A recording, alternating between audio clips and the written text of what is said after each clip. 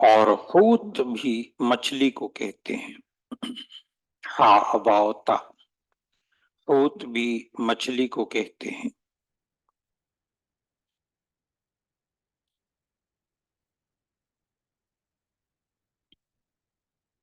اور نون کا ذکر سورۃ الانبیاء سورت نمبر 21 کی آیت نمبر 87 میں آیا.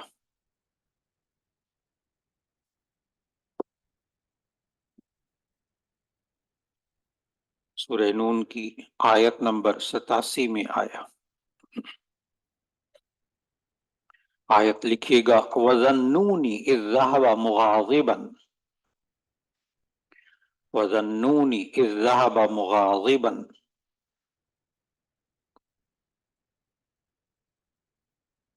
اور مچھلی والا جب وہ غصے کی حالت میں چلا، مچھلی والا جب وہ غصے کی حالت میں چلا.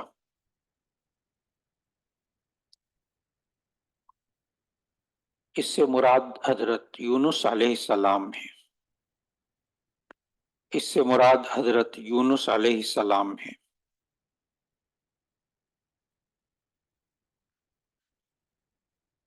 اور یونس علیہ السلام کے حوالے سے حوت کا ذکر، یونس علیہ السلام کے حوالے سے حوت کا ذکر سورت نمبر 37 سورہ صافات، سورہ صافات سورت نمبر 37 کی آیت نمبر 142 میں ہے. آیت نمبر 142 میں ہے. آیت چھوٹی سی لکھیے فَالْتَقَمَهُ الْحُوتُ وَهُوَ مُلِيمٌ فَالْتَقَمَهُ الْحُوتُ وَهُوَ مُلِيمٌ.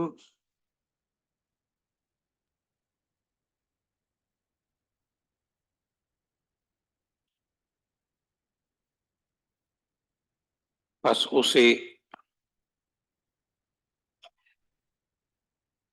ایک مچھلی نے نگل لیا، پس اسے ایک مچھلی نے نگل لیا، اس حال میں کہ وہ ملامت کرنے والا ہے.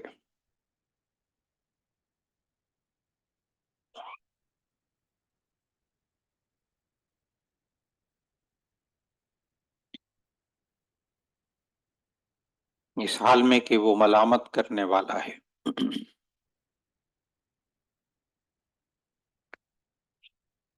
یونس علیہ السلام کو اللہ تعالیٰ نے 1,00,000 سے زیادہ انسانوں کی طرف پیغمبر بنا کر بھیجا تھا.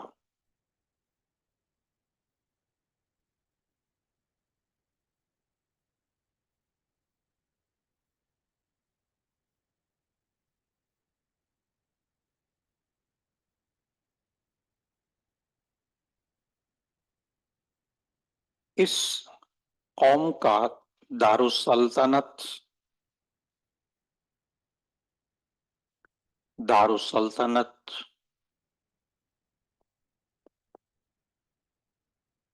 نینوا، دارالسلطنت نینوا تقریباً 60 میل پر پھیلا ہوا تھا. 60 میل پر پھیلا ہوا تھا.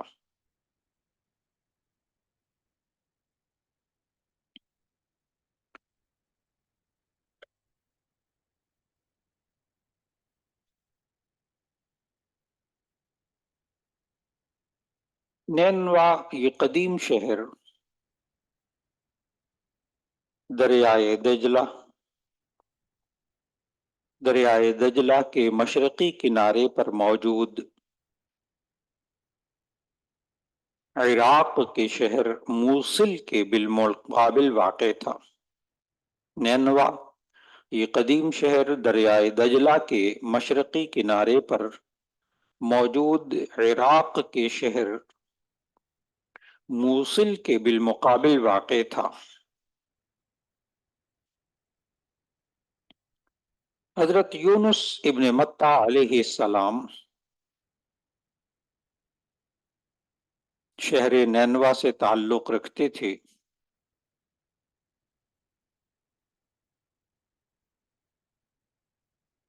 یہ نینوا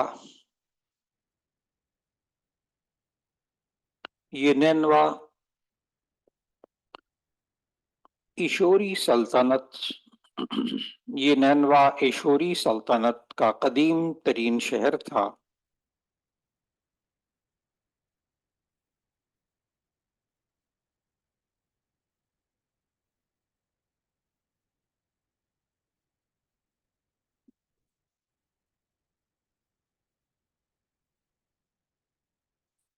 یہ جو میں نے کہا نا کہ اللہ تعالیٰ نے 1,00,000 انسانوں سے 1,00,000 سے زیادہ انسانوں کی طرف یونس علیہ السلام کو بھیجا، تو وہاں آیت کا حوالہ بھی لکھ لیجیے. سورہ صافات سورت نمبر 37 آیت نمبر 147. سورہ صافات سورت نمبر 37 کی آیت نمبر 147 آیت بھی لکھ لیں. وَأَرْسَلْنَاهُ إِلَى مِئَةِ أَلْفٍ أَوْ يَزِيدُونَ وَأَرْسَلْنَاهُ إِلَى مِئَةِ أَلْفٍ أَوْ يَزِيدُونَ ہم نے یونس کو بھیجا 1,00,000 افراد سے زیادہ لوگوں کے لیے.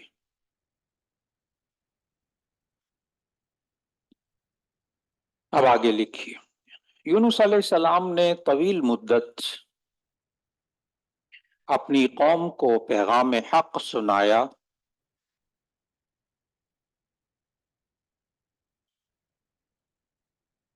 اور توحید کی طرف بلایا،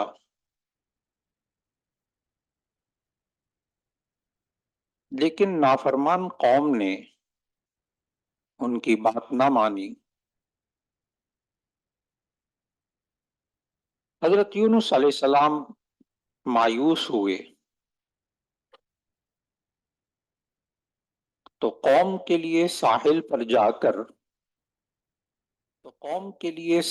سمندر پر جا کر عذاب الہی کی بد دعا کی.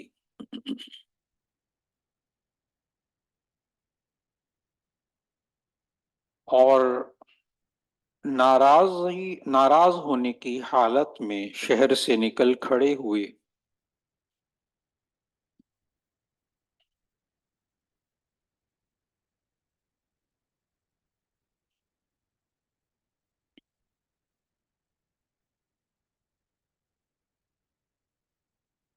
نینوا سے طویل سفر کر کے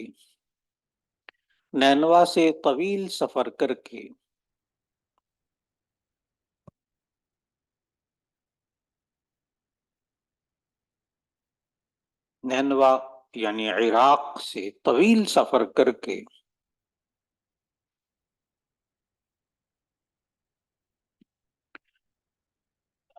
ملک شام پہنچے.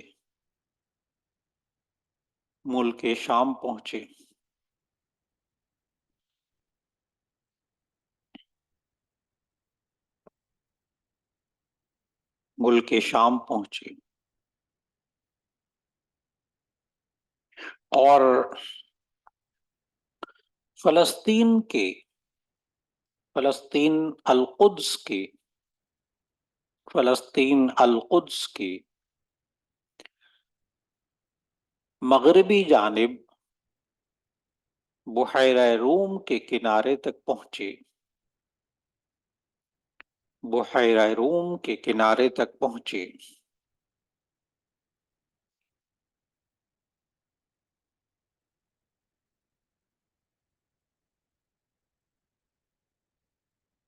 تو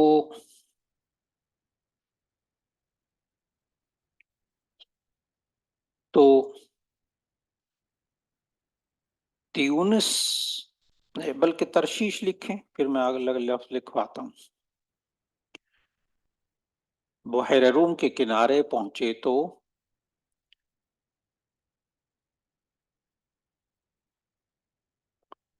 ترشیش، جسے آج کل تیونس کہتے ہیں، تو ترشیش جسے آج کل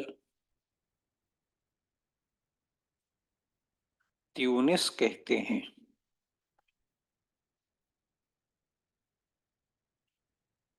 وہاں بھاگنے کی کوشش کی،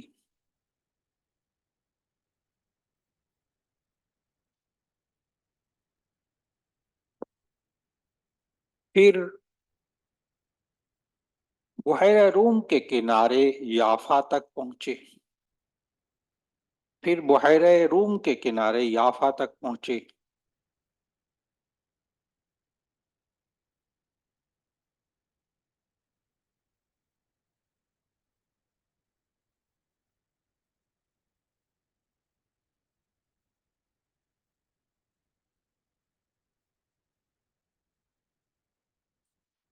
یافا تک پہنچے،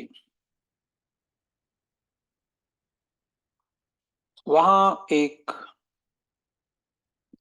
کشتی میں سوار ہوئے،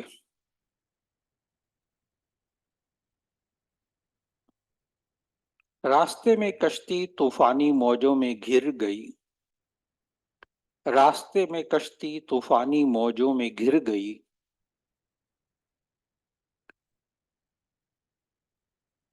اور ڈوبنے کا خطرہ ہوا،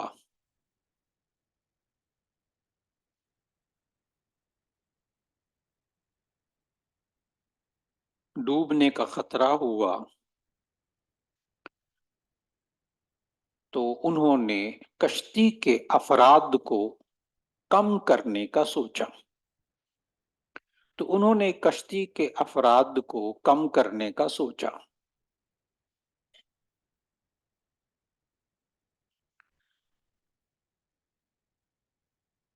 کشتی والوں نے قرعہ نکالا، کشتی والوں نے قرعہ نکالا کہ کس کو کشتی سے کم کیا جائے، کہ کس کو کشتی سے کم کیا جائے، 3 مرتبہ قرعہ اندازی کی گئی، 3 مرتبہ قرعہ اندازی کی گئی، تینوں مرتبہ یونس علیہ السلام کا نام نکلا،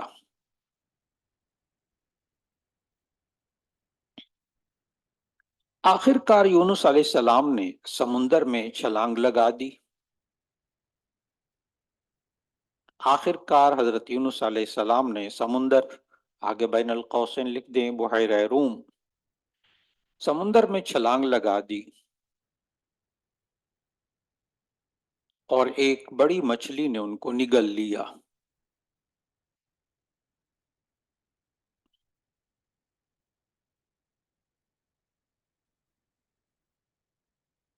بعض مفسرین اس بڑی مچھلی کو ویل مچھلی شمار کرتے ہیں، ویل، واو ہے یہ لام، وہیل، ویل پڑھتے ہیں اس کو، واو ہے یہ لام، ویل مچھلی شمار کیا، جسے عربی میں عنبر کہتے ہیں، جسے عربی میں عنبر، عین نون بارا، مولانا یہ عنبر کو ذرا سمجھنا، بڑی مچھلی کو، آپ نے پڑھا ایک غزوہ عنبر، غزوہ ذات العنبر، وہ بڑی مچھلی والا، ہاں، صحابہ اس میں گئے اور پھر سمندر نے ایک بڑی مچھلی کو پھینک دیا، کھانے کو کچھ نہیں تھا، تو صحابہ ہفتوں اس مچھلی کو کھاتے رہے، بہت بڑی مچھلی تھی، اور آپ کو یاد ہوگا کہ وہ مچھلی آپ نے روایات میں پڑھا، حدیث میں، کہ وہ مچھلی اتنی بڑی تھی کہ اس کے آنکھ کے دہانے کے اندر، یعنی اس کی آنکھ کا جو خول تھا، آنکھ کا دہانہ، اس کے اندر ایک انسان کھڑا ہو سکتا تھا، اور وہ روایت بھی آپ نے پڑھی کہ صحابہ کہتے تھے کہ اس کے 2 دانتوں کے درمیان ایک اونٹ کھڑا ہو سکتا تھا، اس مچھلی کا اندازہ کریں کتنی بڑی ہوگی، تو ویل مچھلی جو ہے یہ سمندری مخلوق میں سب سے بڑی مچھلی کہلاتی ہے، تو اسی لیے بعض مفسرین نے کہا کہ یہ ویل مچھلی تھی جس نے کہ ان کو نگلا. یہ عنبر تھی. اب آگے لکھیے گا. حضرت یونس علیہ السلام کو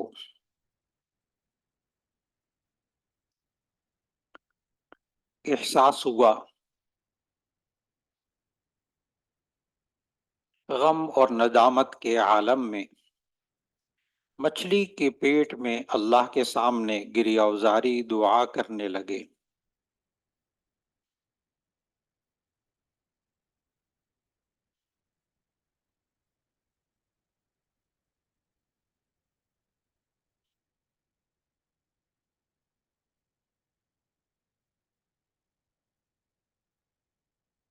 یونس علیہ السلام کی دعا یہ تھی، لا الہ الا انت سبحانک. لکھیے گا. یونس علیہ السلام کی دعا یہ تھی، لا الہ الا انت سبحانک انی کنت من الظالمین، جو سورہ انبیاء سورت نمبر 21 کی آیت نمبر 87 میں ہے. جو سورت الانبیاء سورت نمبر 21 کی آیت نمبر 87 میں ہے.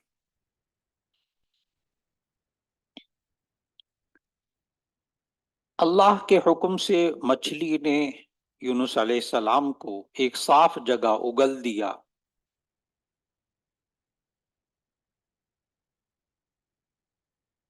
ایک صاف جگہ اگل دیا اور اللہ نے اپنی رحمت سے ایک بیل دار پودا اگایا.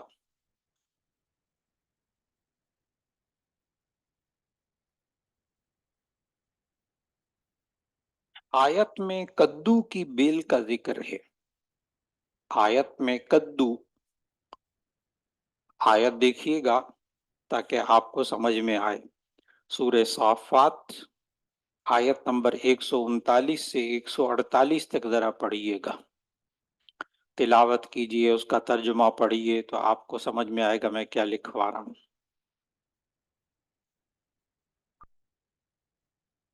سورہ صافات آیت نمبر 139. ان یونس لمن المرسلین اذ ابق الى الفلک المشحون. مشحون بھری ہوئی کشتی. اذ ابق الى الفلک المشحون، جب وہ بھری ہوئی کشتی کی طرف بھاگا. فساہم، پس انہوں نے قرآن دازی کی. فکان من المدحضین، وہ قرآن دازی میں شکست کھا گئے. یعنی قرآن دازی منی کا نام نکلا، انہی کو ڈالو سمندر میں، کم کرو. فالتقمہ الحوت وہو ملیم، اب مچھلی نے ان کو نگل لیا اس حال میں کہ وہ ملامت کرنے والے تھے اپنے آپ کو. فلولا ان کان من المسبحین، مولانا انہوں نے وہاں تسبیح پڑھی نا، اور اس تسبیح کا ذکر کہاں؟ سورہ انبیاء کی آیت 87. وہ سورہ انبیاء کی آیت 87 کو بھی نکالو. ابھی یہاں ذرا ہاتھ رکھنا، پھر دوبارہ میں سورہ صافات میں آؤں گا. سورہ انبیاء سورت نمبر 21 کی آیت نمبر 87-88 کو ذرا دیکھو.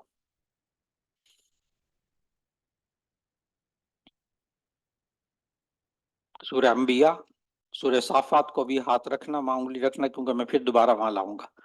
سورہ انبیاء آیت نمبر 87-88. وَظَنُّونِ إِذْ ذَهَبَ مُغَاضِبًا فَظَنَّ أَن لَّن نَّقْدِرَ عَلَيْهِ فَنَادَىٰ فِي الظُّلُمَاتِ أَن لَّا إِلَٰهَ إِلَّا أَنتَ سُبْحَانَكَ إِنِّي كُنتُ مِنَ الظَّالِمِينَ. یعنی وَظَنُّونِ، اور مچھلی والے کا ذکر کیجیے. إِذْ ذَهَبَ مُغَاضِبًا، جب وہ غصے کی حالت میں نکلا.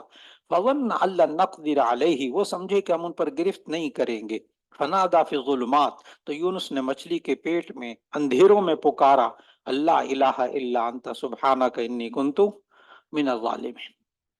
الفاظ سکھانے والا بھی اللہ ہی ہے، حالات بنانے والا بھی اللہ ہی ہے، مچھلی کے پیٹ میں لے جانے والا بھی اللہ ہی ہے، اور نکالنے والا بھی کیا ہے؟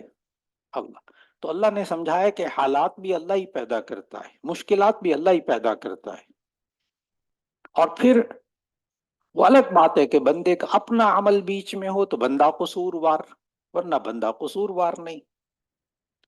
تو اللہ ہی نے سکھایا. اور اللہ نے آگے کیا کہ سورہ انبیاء کی آیت 88، فاستجبنا له، ہم نے ان کی دعوت کو، دعا کو قبول کیا، ونجیناہ من الغم، اور ہم نے اس پریشانی سے، غم سے نجات دے دی، وکذالک ننجی المؤمنین، اسی طرح ہم ایمان والے لوگوں کو نجات دیتے رہیں گے۔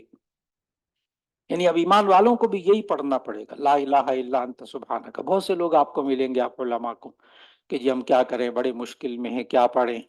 لا الہ الا انت سبحانک۔ باقی رہا 1.25 پڑھنا چاہیے، وہ حدیث میں، قرآن میں نہیں ہے۔ تعداد بہت زیادہ ہو جائے، آپ 1.25 کیا 2 لاکھ پڑھ لیں، لاکھ پڑھ لیں۔ اب دوبارہ ذرا سورہ صافات کو دیکھو، اور یہ ذرا ذہن میں رکھنا سورہ انبیاء کی آیات کو۔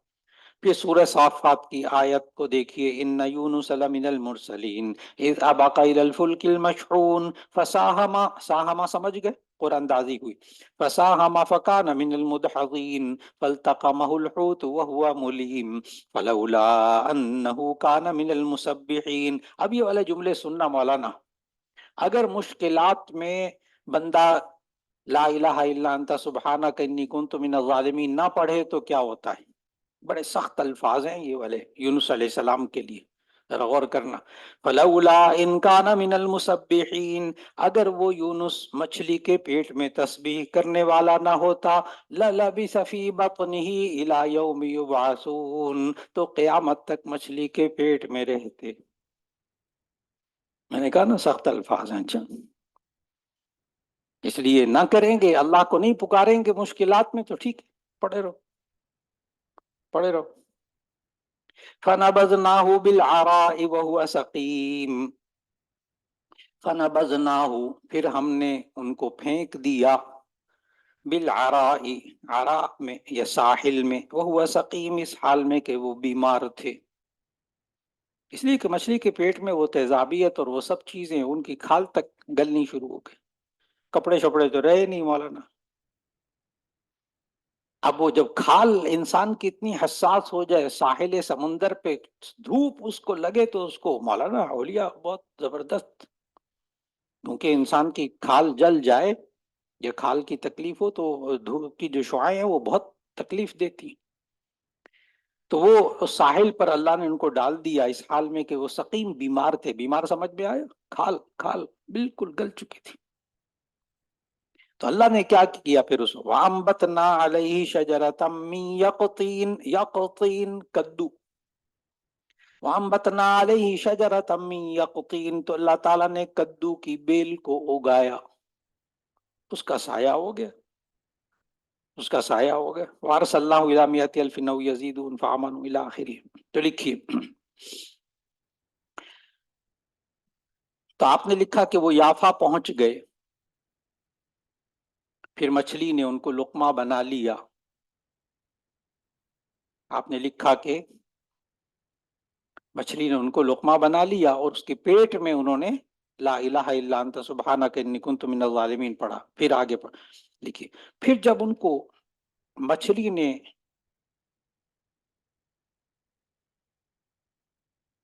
اگل دیا ساحل سمندر پر،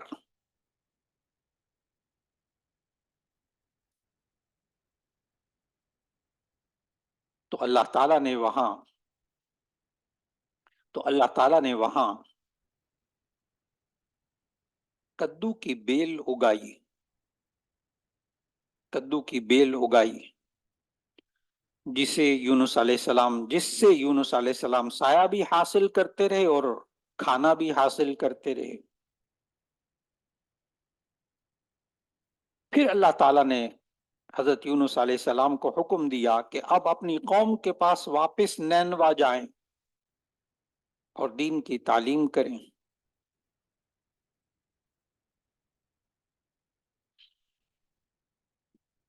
یونس علیہ السلام مچھلی کے پیٹ میں کتنے دن رہے اس بارے میں مختلف اقوال ہیں۔ یونس علیہ السلام مچھلی کے پیٹ میں کتنے دن رہے اس بارے میں مختلف اقوال ہیں۔ ایک قول یہ ہے کہ 40 دن، ایک قول یہ ہے کہ 7 دن، قول ثانی 7 دن، قول ثالث 3 دن، قول رابع صبح سے لے کے شام تک۔ زیادہ راجح قول 40 دن مچھلی کے پیٹ میں، راجح قول 40 دن۔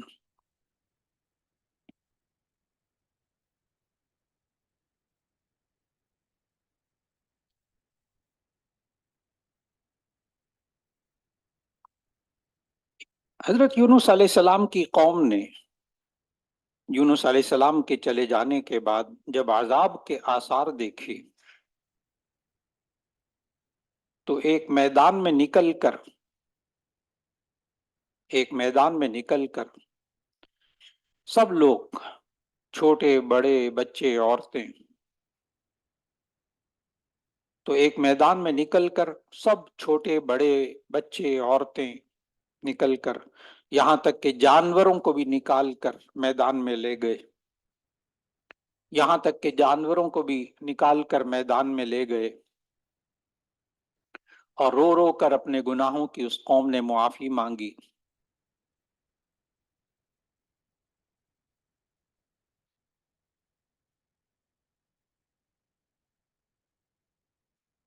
اور شرک اور بت پرستی سے توبہ کی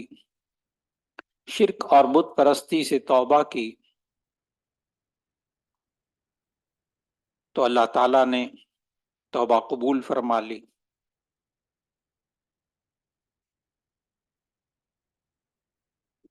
یہ قوم یونس واحد قوم تھی جس پر آتا ہوا عذاب توبہ اور استغفار کی وجہ سے ٹل گیا، جس پر آتا ہوا عذاب توبہ اور استغفار کی طرف وجہ سے ٹل گیا۔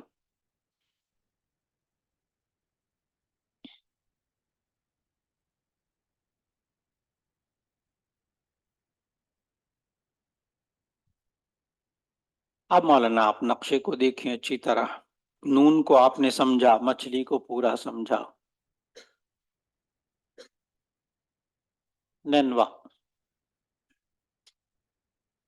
نینوا عراق، یہ موصل عراق کا شہر موصل، اور یہ کیا نصیبین، یہ کیا ہے نصیبین، یہ کیا ہے حران یاد، حران یہ موصل کس کا علاقہ، اور نصیبین بھی کس کا علاقہ، یہ سارا عراق، ٹھیک۔ اور دوسری طرف ادھر کیا آئے گا ابھی، شام، ادھر کیا آئے گا ابھی، شام۔ تو حضرت یونس علیہ السلام کس قوم کی طرف بھیجے گئے، نینوا اور موصل۔ یہ جو موصل ہے یہ بھی شمالی عراق میں دریائے دجلہ کے مغربی کنارے پر، دریائے دجلہ، یہ ساری دریائے کیا ہے، دریائے دجلہ، اور دریا ادھر کیا ہے، ادھر کیا ہے مغرب، اور ادھر کیا ہے مشرق۔ تو نینوا جو ہے وہ دریائے دجلہ کے مغرب میں ہے، اور موصل جو ہے وہ کیا ہے، موصل مغرب میں ہے، اور نینوا کہاں ہے، مشرق میں ہے۔ سمجھ میں آئے؟ اور یہ دونوں شہروں میں قوم یونس رہتی تھی۔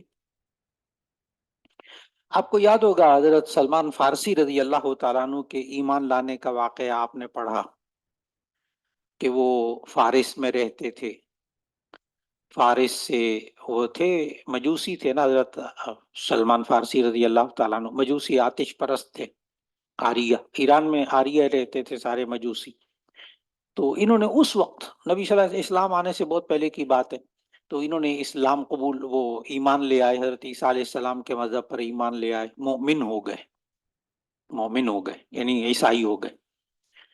پھر وہاں سے ان کے والد نے بڑی تشدد کیا اور بڑا زنجیریں ڈال کے رکھا، نہیں منع کیا، ایمان رکھا۔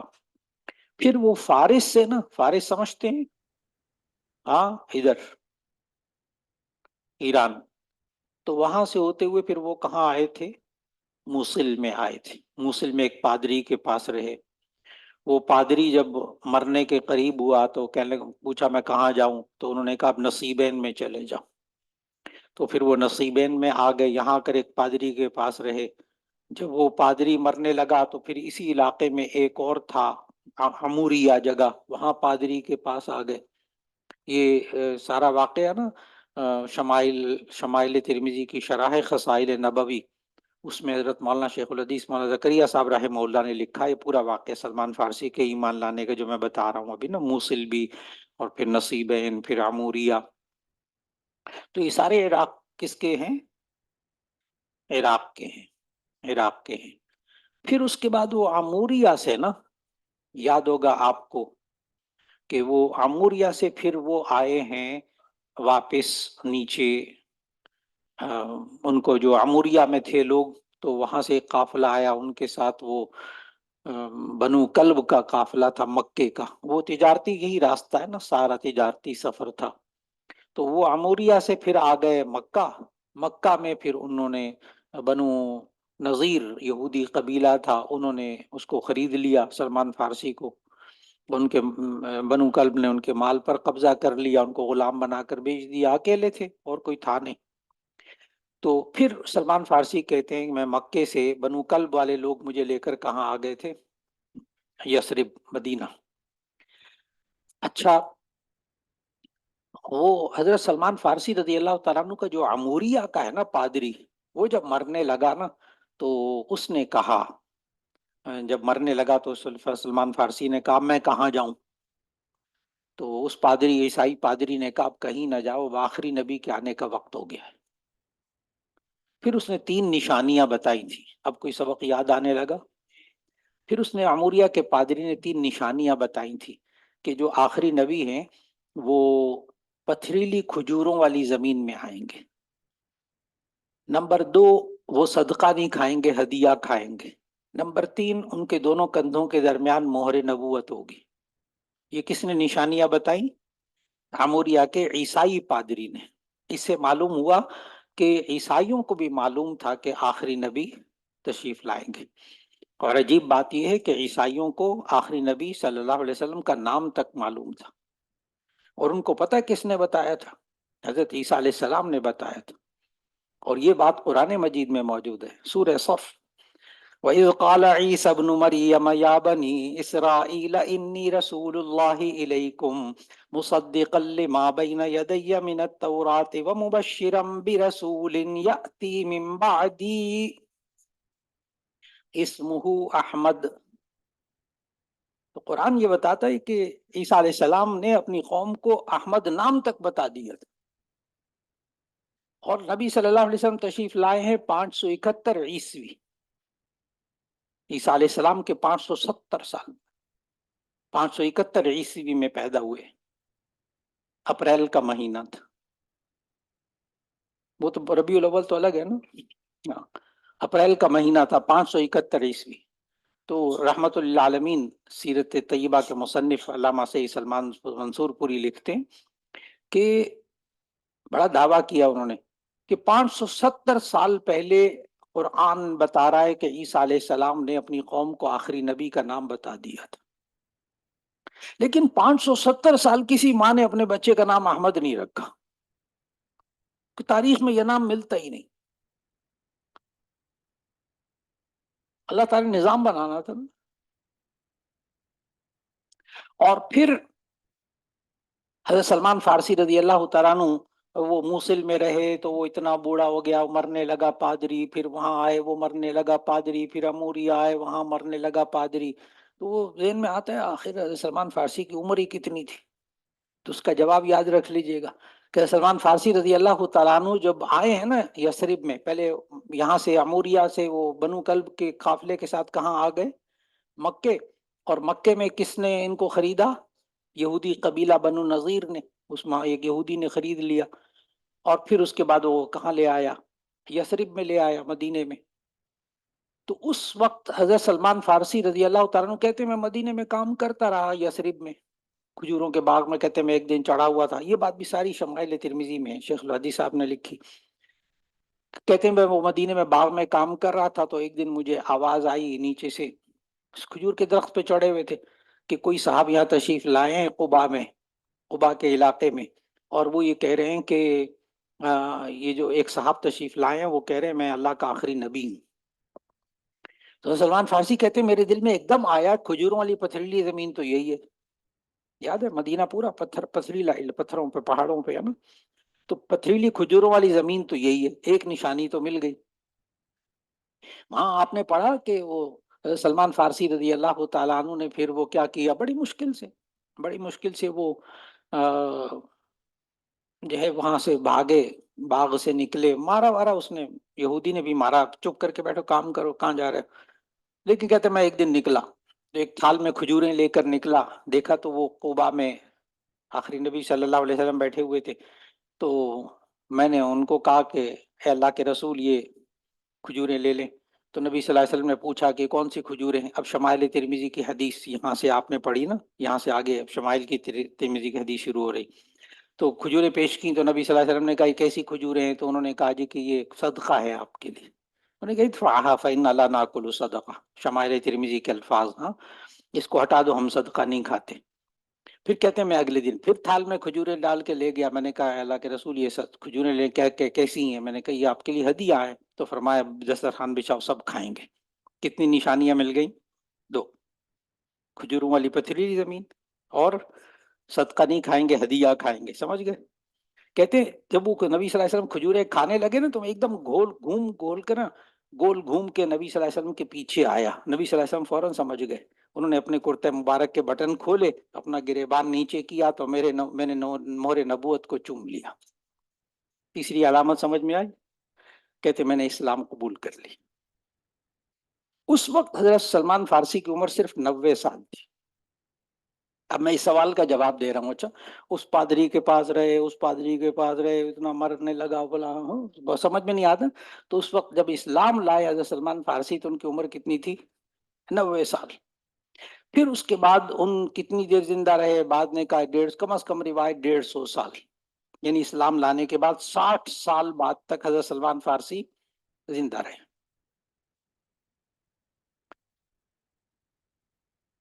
تو آپ نے جو بات سمجھا رہا تھا وہ یہی والا راستہ ہے, یونس علیہ السلام والا.